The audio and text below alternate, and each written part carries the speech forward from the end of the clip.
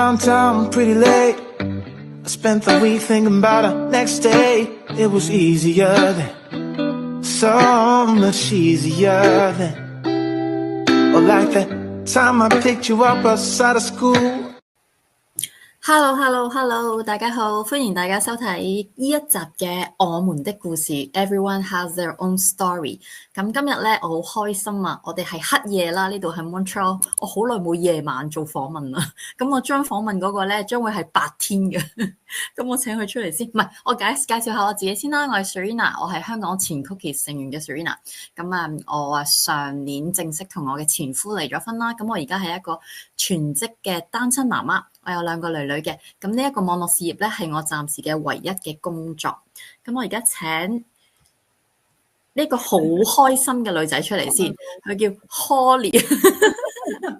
係啊，Hello Holly， 你可唔可以同我哋嘅觀眾介紹下你自己啊？係，大家好，我叫 Holly 啦，咁我喺香港出世長大嘅咁樣，咁我係2年前度啦，同我屋企人帶埋我個仔就移民咗嚟澳洲嘅。咁就以前有全職工作，咁嚟咗澳洲之後咧就冇耐，我已經開展咗個網絡事業啦。係，你帶埋個仔，你咁細個嘅個樣，係咩？係好多人都咁講，我個仔差唔多7歲啦。哇，同我差唔多7歲，即係仲細我個女少少。我個女7歲啦，已經細女，已經7歲啦。即係生咗日咯佢。咁我想問下你點解會同屋企人移民過嚟呢個地方嘅咧？喺香港好地地。其實已經好多年啦，我諗我哋係2017年啊，應該咁講。嗰時已經我同我先生都已經有諗過話想離開香港噶啦嗰時。咁因為嗰時係即係因為一來啦，我哋都諗日後想有小朋友嘅。咁都想有個好啲嘅環境俾小朋友啦。咁另一樣咧，因為都見即係香港都已經有改變緊啦，咁就有呢種感覺啦。咁所以就覺得，咁我先生就嗰時好努力噶啦，已經喺度搞移民，都搞咗，係啊，搞咗段時間先搞到咯。OK， 咁我想問下你，請問下你啊，你而家做緊呢個網絡事業係咪你嘅唯一工作啊？你有冇咩工作一齊做緊咧？唯一工作，以前咧，我係一畢業即係香港長大啦，咁啊都叫好順利，即係讀書啊咁樣。跟住畢業之後咧，就做社工，做咗10幾年啦，13年啦，我都諗翻。你都係社工嚟㗎？係啦，咁就做過長者服務。咁跟住之後咧就轉過嘅，就做精神健康服務。咁精神健康就做咗差唔多8年啦。係啦，咁跟住咧就移民啦，咁移民嚟咗之後咧就做咗全職媽媽啦，跟住我就做呢份網絡事業啦。我其實仲未話正式再去探索下出邊呢邊啦嚇，即係澳洲嘅 market 係點樣未知嘅，而家就。但係嗰時你係過咗嚟之後，你就即係未有諗去出邊揾嘢做，就俾你撞到呢個網絡事業啦。其實有諗揾嘢做嘅。咁但係因為係移咗嚟之後咧，因為以前就有工人姐姐啊嘛，即係我諗好多香港人都係咁噶啦，即係兩公婆又翻工啦，咁啊工人姐姐啊，咁嚟到之後就冇工人姐姐啦，咁啊變咗咧都係要照顧個仔啦，同埋屋企嘅嘢要處理啊嘛，咁我都覺得想花翻多啲時間擺喺我個仔度先嘅。即係唔想話咁快去放學就放佢去 care 咧，咁又唔想啦。咁但係又覺得即係始終個經濟上冇以前咁好嘅，有壓力啦。咁都想話係揾份工。咁所以我係移咗嚟之後咧，諗翻轉頭，我8個月到，咁就係啦，開始呢個事業啦。就俾你撞到啦。係啊，其實嗰時係因為係諗到我點樣可以，我有嘅時間我係叫我哋而家叫零碎時間啦。嗰時我未好知，即係總之碎濕濕嘅，又好難俾我即係全日又唔得，半日又有啲唔湯唔水。完全明白。咁所以咧嗰時就點搞咧？咁我嗰下諗，我真係喺 Google search 咯，即係網絡機會咁樣咯。係啊，咁其實我就 search 啦網絡機會，跟住佢就彈咗個 Facebook 嘅，係唔知點解嘅，即係。我都唔記得係點樣啦，即係總之 Facebook 就彈咗個廣告啦，即係我而家 Meta 嘅廣告，咁我睇咗之後，咦係網絡喎，可以網絡做嘢喎，咁呢個我覺得係 flexible 啲咯，咁嗰時就有去揾我 Mentor 去問啊啲資料啊，咁跟住其實都好快就決定做呢個事業啦。係，咁我而家開始可能知道點解我咁中意同你傾偈，因為我同啲觀眾朋友講下先啦。咁我識 Holly 係因為咧，我哋有個 group 啦，咁有個廣東話 group 啦，係啱啱開始冇幾耐嘅。咁我睇到佢喺個 group 裏邊傾偈嘅時候咧，佢係一個好開朗嘅人嚟嘅。加上頭先原來你講埋，你之前係做義工啦，第一即係成日都會幫人哋去解決問題噶啦，同埋你話精神咩話？精神健康做社工，我諗就係因為咁，所以我 healing 緊，我嘅精神可能有啲問題咧，所以我覺得同你傾偈好開心，你好樂觀啊！咁我想問你係一個咁樂觀嘅人，你睇到呢個咁嘅網上機會，係咪完全唔理？哇，正啊，就啱我嘅時間，好開始啦咁咧。我覺得咧，應該係話呢個原因係因為好細個嘅時候，內心都有呢個渴望嘅。我唔會話單純講話，淨係因為經濟嘅狀況啦。因為如果經濟，我都可以喺出邊揾工啦，揾 part time 都可以試下 casual 嗰啲。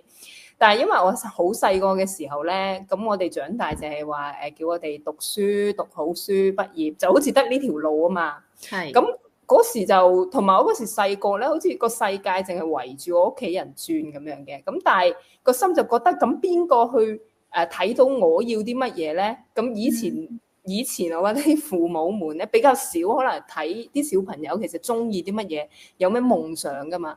咁我覺得嗰時已經爭咁啲噶啦。咁但係因為一直喺香港啦，你知一路做嘢，你又冇乜特別嘅改變，你又唔會特別有啲嘢好似改變到咁樣嘅，係啦。咁跟住去到移民啦，咁對我嚟講，哇！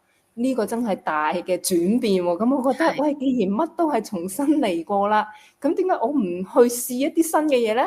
因為有人都講，其實我可以去揾翻社工嘅，即係我以前做社工，係咁佢話你揾翻社工咪得咯。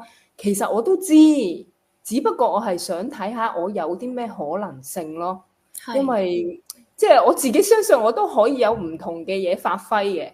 咁所以我覺得，既然咩都從頭嚟過啦，咁我又睇到呢個事業啦，咁於是咧，再加佢啲零碎時間好啱我啦，即係再加我自己係中意 flexible 做嘢嘅人嚟嘅，所以就算我以前做社工咧，嗰份工都係好 flexible，自己安排時間，咁我覺得好 match，咁於是就加入啦。係，咁你加入嗰陣時，你已經結咗婚㗎啦嘛？你已經有小朋友，有個老公㗎啦。係啊。咁佢贊成咩？即係佢 OK？我唔贊成㗎喎，真係唔贊成。呢個真係解答好多觀眾嘅。其實我遇到嘅，因為我聽到有啲伙伴佢哋就係比較少遇到啲好 supportive 嘅 partner 嘛。其實我先生係因為都係好擔心。同埋呢個係好新嘅事業啦，咁佢就因為我哋一諗就諗到即係層壓式，我嗰時都有咁樣諗嘅。層壓式喎，點搞啊？拉人嘅喎，犯法嘅喎，咁所以佢當時係非常之反對嘅。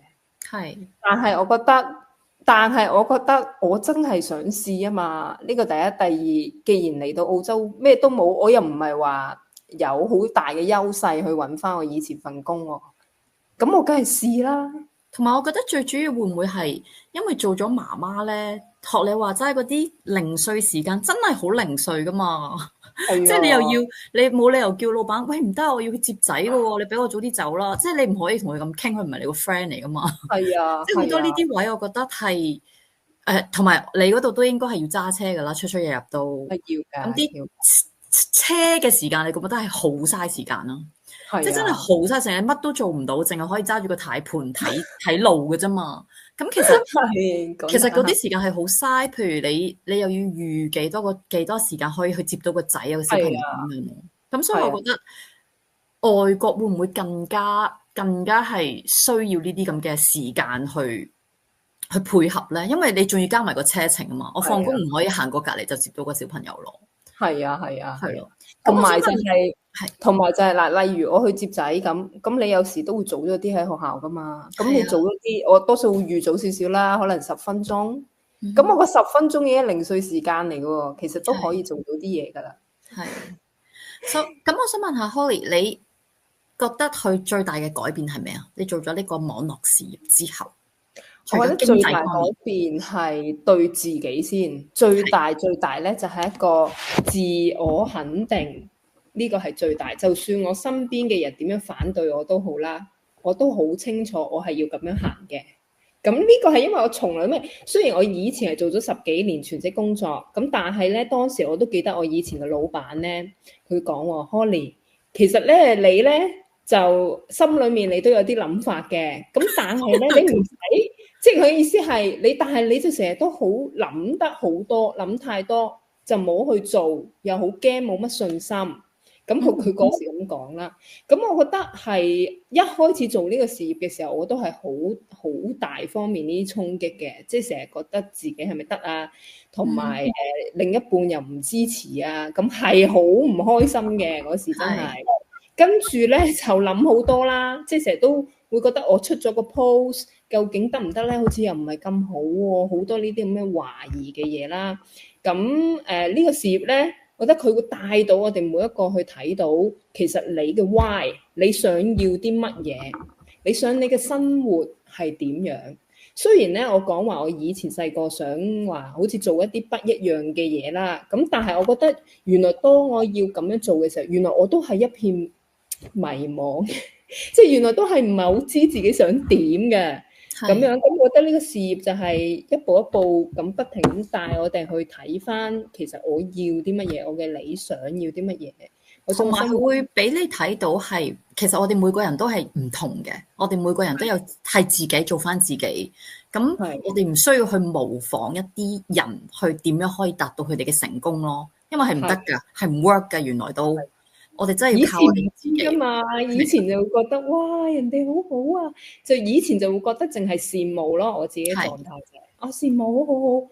跟住就自己好想做一啲嘢，但係又冇行動咯。所以最大嘅改變呢個事業係讓我就係我想要呢一樣嘢，我唔再需要好似你話齋啦。每個人係唔同嘅，你有你嘅步伐，我有我嘅步伐，我要嘅嘢，我會去行動咯。然後我係堅持每一日去行動咯。咁所以呢個我都好 proud of 自己。即係你先生有冇發覺你即係除咗你自己覺得你自己咁咯，佢有冇發覺你有咩改變啊？我想 share 俾你聽喎。其實原先咧，我係一開始係暗地裏開始嘅事。你都係啊？有好多人都係噶。我想講係跟住點咧？佢係喺 YouTube 度睇到我咧，因為我後尾係有個 coach 訪問我，咁佢 YouTube 度睇到，於是佢就好大反應嘅。咁但係後尾佢都睇到改變啦。而家咧就係話都想話俾觀眾聽，其實原來係你初時以為屋企人佢好反對你，你覺得你改變唔到佢，咁好 frustrated。但係原來當你唔需要去改變佢，你改變咗你自己先，你清楚咗你自己點先，堅持。咁例如我先生而家就係話睇到我都話俾佢聽啦，好似今日咁，我話俾佢聽我 go live 啦。我上堂啦，咁佢都會問嘅，你做緊啲乜嘢咧？我就覺得你咧都唔好做呢樣嘢啦。咁即係雖然佢都會咁樣反對，但係個反應已經比之前好咗好多。其實都係一個過程去教翻話翻俾屋企人聽呢一樣嘢係啲乜嘢嚟嘅。其實我哋都可以明白，因為呢一樣嘢始終係好新啦，仲係對一啲普羅大眾嚟講咯，因為普羅大眾就係朝九晚五有人工攞，或者你最多投資嘅就係真係開一個生意啊，或者就係去投資股票啊，即係佢哋普羅或者買樓啊咁樣咧。咁但係所以呢一個可能喺呢個大趨勢都仲係好新，因為上網嘅始終都會俾人感覺係有機會比較多係人啦。但係我覺得我哋個機會係少，因為點會咁樣出樣、出名、出 email、出成，即係我覺得呢個機會率就其實係比較好低嘅。即係其實如果我哋諗真啲嘅話，咁我想問下，如果你講一個優點或者啲優點俾我哋嘅觀眾聽，你會覺得呢個網絡事業可以帶到俾你有咩？你係好中意嘅嘢？我覺得最大嘅優點就係跨越地域，跟住係跟上呢個年代。我係今日先諗到呢個，點解咧？因為我越嚟越留意到啊，即係以前嘅我可能10年前即係我哋興嘅嘢唔同噶啦嘛，網絡興嘅嘢都唔同。啦，你而家可能2年已經轉咗好多嘢噶咯喎。係咁我覺得我做呢個事業就係佢嘅好處，因為佢個培訓啊，同埋佢嗰個社群咧個支援，佢係每星期都 update 嘅喎。咁跟住係嚟自全球各地嘅伙伴，佢會 share 佢嘅經驗啦，即係佢哋做網絡創業邊啲成功嘅經驗啊。咁我覺得係有個好好嘅平台係幫到我 update 翻，其實而家變緊啲乜嘢。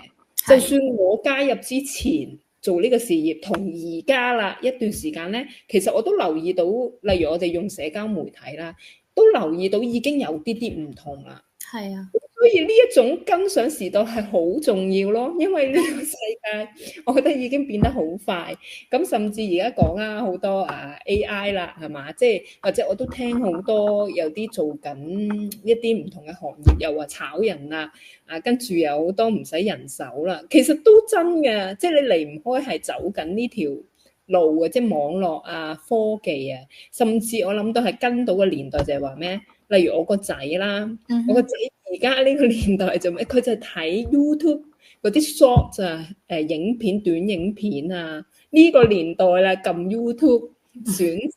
咁我諗喂，咁我都跟上個年代，我唔想俾個社會淘汰啊！就算我想做媽媽，我照顧佢，但我都需要有我嘅價值噶嘛。呢個價值，喂大佬，如果我隔多幾年，我冇出嚟做嘢，真係分分鐘即係 outdated 喎。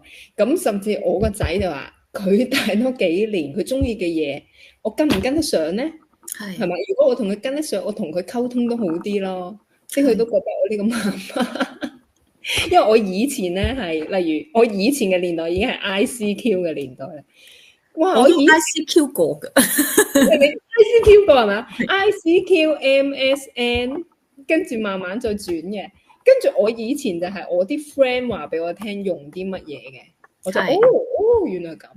咁而家我起碼知，你唔使話俾我聽，我都知啊。如果而家用緊呢啲嘢啦，所以我覺得呢個係大優點嚟嘅。同埋我覺得可以利用呢個學你話齋咁先進嘅嘢，喺度不斷進步嘅嘢，佢可以利用佢嘅力量啊，去做我哋達到我哋想做嘅目的，其實係好好咯。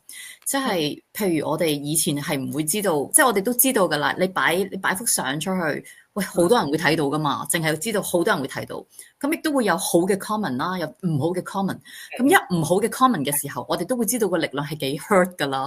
係可以一個人鬧你之後到百幾個人一齊鬧你咁樣啊嘛，咁所以網上面嘅力量雖然佢 negative 嘅時候係咁差，通常啲人就會留意到 negative， 但係其實 positive 嘅時候係大家睇唔到嘅喎。咁呢個 positive 嘅力量，如果我哋可以利用佢去完成我哋自己想完成嘅夢想，甚至係要嚟賺多一份收入俾屋企嘅，去幫到屋企嘅，其實係好好咯。即係好多人咧，好驚嘅時候，係因為可能佢哋對呢樣嘢好陌生啦。咁但係當你可以即係我哋成日都講 take the risk 嘅，去冒險搏一搏嘅時候，喂，佢帶到俾你嘅嘢係可能係你根本就睇唔到個盡頭㗎咯。同埋我覺得佢嘅時間自由啦，呢個網絡事業係真係好零碎嘅時間，我哋都可以做到啦。咁當然初頭你都需要付出努力啦，因為好多人都會問我係咪我掟嚿錢入嚟投資，好似一個股票咁，咁佢就會升啊升啊升啊？唔係咯，唔係，我哋係要努力，我哋係要付出努力去做嘢。首先我哋要學習先啦。咁我覺得學習同埋俾時間去做去經營嘅時候，都係好似愛自己咁樣咯，即係好似係對自己嘅一份投資，俾我哋啦，尤其是我哋一啲全職媽媽，唔會俾我哋覺得自己好似喂呀，淨係湊仔煮飯、老公、阿奶奶咁樣咧，即係好忙噶嘛，但係都唔知做過啲乜嘢嘅。咁但係當我哋有呢個網絡事業喺度嘅時候，我哋就會俾到自己覺得自己，喂，我對呢個社會，我對呢個屋企都可以做啲嘢咯。好似我之前啱啱有個 Liz Lam， 佢應該係一個好幸福嘅女人嚟嘅。咁我聽佢講咧，就係佢應該唔使做嘢嘅。咁但係佢話佢好想可以幫自己做啲嘢咯。咁所以佢一路喺度睇緊。咁但係佢可能仲對呢樣嘢好陌生啦。咁所以佢仲未去決定咯。咁但係我覺得都唔緊要嘅，因為每個人去決定嘅時候都有自己嘅原因嘅故事。咁所以係值得去睇下嘅。咁如果最後 Holly 你有啲嘢可以同你嘅觀眾睇到呢一頁嘅講，等佢哋 click 入你個 website， 你想同佢哋講啲乜嘢咧？我就想講咧，頭先提到啦，因為網絡嘅世界確實會有 risk 嘅，你講起但係同樣佢都有佢好嘅地方，係啦。咁但係我哋就棘喺呢個位啦。我覺得好重要就係其實可以先衡量咯，衡量如果想去了解呢一份網絡事業，我要付出幾多咯。係啊，例如我哋其實就一開始就付出149啦，美金149。咁呢一個你覺得付出咗呢一樣嘢對你嚟講，你承唔承擔得起咯？我自己係咁樣同自己講。咁其實我覺得我已經承擔得到啦。就算我冇咗呢一樣嘢，我會唔會冇咗我嘅生命？唔會噶嘛，我一樣可以重新嚟過噶嘛。咁如果覺得衡量咗之後，其實真係不妨再去進一步去了解呢個機會啊，因為呢個機會，因為都真嘅，你未行過咧，你只要聽人哋講咧，就永遠都係聽人哋講，同埋人哋想像出嚟話俾你聽幾咁好，或者你只係喺度繼續羨慕緊你見到嗰啲人啊過得咁好嘅個生活，所以呢一步就真係要你哋去勇敢去踏出嚟啦，同埋咧。例如你哋而家見到嘅我哋嘅 Go Live 啊，或者我哋一啲 channel 啊，其實都真係不斷咁俾你睇到，其實我哋都真係喺度好樂意你嚟嘅時候，讓你去認識，一齊去行呢條路嘅。你既然講咗個149，咁我都講下啦，因為我好多 list 都會問我點解唔可以直接嚟俾我哋清楚知道更加多，點解要149？我就用咗個例子，就好似如果突然間有個好犀利嘅教授喺美國要去香港開一個好似論壇咁樣咯，咁係咪好多時都要你買飛入去睇咧？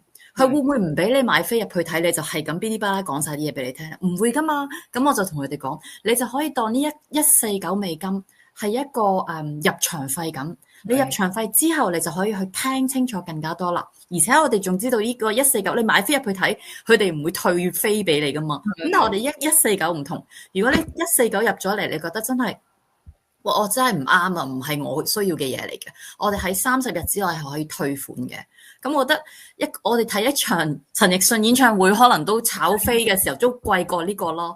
咁我覺得 depends 你點去去衡量呢樣嘢咯，即係你覺得值唔值得，同你覺得你想投資俾你自己，你覺得應唔應該俾自己多一個機會去睇下咁樣？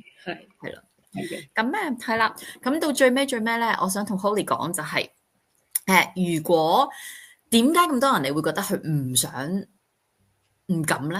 咁如果佢哋真係好唔敢、好驚，咁你覺得佢應該點咧？因為通常我覺得踏入一個咁嘅範圍咧，就係因為佢哋好慣咗佢哋嘅舒適圈啦。我覺得朝九晚五雖然好辛苦、好悶，我有夢想，不過算啦，我都唔細啦。咁樣即係停留咗喺個階段啦，但係有夢想嘅。我哋每個人都有夢想喺裏邊。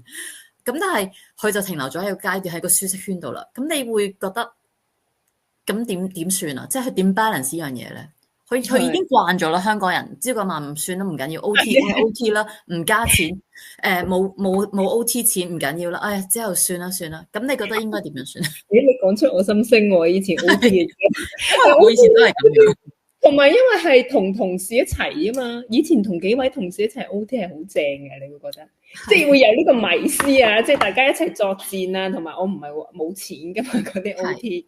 咁樣，但係我覺得係而家我自己體會係同個思維都好有關，即係因為我覺得又唔可以話晒我哋唔想去出呢個舒適圈，而係真係我哋唔認識啊，我哋都唔知乜嘢嚟嘅，或者我哋認知嘅嘢就係好 negative 嘅，覺得唔好啊，即係呢種感覺，即係我點樣去做咧？咁我覺得呢個又係好大嘅阻滯咯。而另一個就係太忙啦。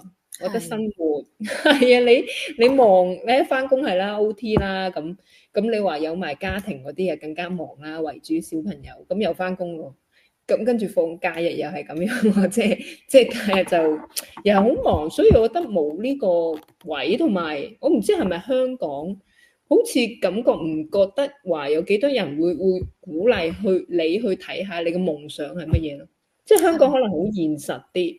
即係你讀好書，揾到份好工，揾到錢，係啊，咁啊，包括我身邊啲朋友都係好多都 OT， 但係 OT 都慣咗啦。咁啊就話我哋有勞性啦，咁啊跟住最多出嚟呻下我哋OT 得幾咁辛苦，咁就咁。但冇人再諗我可以點樣，我想個生活，我覺得同香港嗰個環境即係慣咗都好有關。但係點樣幫到自己咧？就係、正如 Serena 嚟講，其實每個人嘅心我都相信嘅，每個人一定有自己嘅夢想。唔好話夢想，即係自己想要嘅嘢，可能好少好少。但係我哋點樣去勇敢地相信，即係發夢啊！我覺得有啲似要翻去小朋友嗰種比較純真地，我相信係得嘅。呢個夢係可以成真嘅。我諗起一首歌，咪講世界有冇童話？即係呢種大人點樣翻去呢一種去推動翻我哋嘅內心去行咧？呢個我覺得就係啦，即係只不過我嘅狀況就係話，我去咗移民，咁我乜都冇噶啦嘛，咁我冇咗呢啲好似即係呢啲嘢咁樣限制咗我咯噃。咁於是我就比較肯去發夢。咁但係我發夢咧，我身邊屋企人都會話我不切實際嘅。真嘅，真係啊！人哋又諗搵食，你又喺度諗唔使做，係咁樣。我記得我唔記得係邊個講啦，但係有個 quote 咧，我覺得好啱嘅，就係佢話如果你搵唔到一個方法係可以幫咗你瞓覺嘅時候都喺度搵錢嘅咧，你就一世都打工噶啦。係有個鬼佬一個 quote 嚟嘅，我遲啲可能會 tag 喺我哋個 post 下邊。我哋呢個訪問下邊，咁所以我覺得我哋做嘢應該係我哋應該勤力咁做嘢，但係我哋要揾啲聰明嘅方法去勤力。我哋唔好浪費自己嘅時間，因為我哋嘅時間唔單止係要嚟做嘢揾錢，我哋嘅時間係應該留俾我哋愛嘅人。譬如啦，好多就好似我哋咁，就係留俾我哋嘅小朋友啦。因為成長嘅過程一過咗就冇噶啦，即係一過咗去6歲之後就7歲，佢唔會停喺6歲等你得閒先嚟陪佢玩咁樣咯，係 no 噶。咁或者陪我哋年長嘅父母啦，即係香港好多都要陪爸爸媽媽啊咁樣咯。咁所以我覺得呢啲時間係應該聰明咁去利用佢咯。咁當我哋同大家講分享呢個方法嘅時候，咁大家如果有興趣嘅話，就可以 click 入嚟睇下啦。嗱 Holly 個 website 就喺嗰度啦，我個 website 喺嗰度啦。click 入去你就會有個位可以俾你擺你個名同埋你個你嘅地址嘅電郵地址。咁之後咧，我哋收到之後咧，就會自然有信去 send 翻去你哋嗰度俾你哋噶啦。咁之後再有問題就可以直接 send messenger 嘅 message 俾 Holly 或者我都得噶啦，我哋就會答你哋嘅問題噶啦。所以有興趣嘅朋友就入嚟睇下啦。Thank you， 謝謝你 Serena，拜拜，拜拜。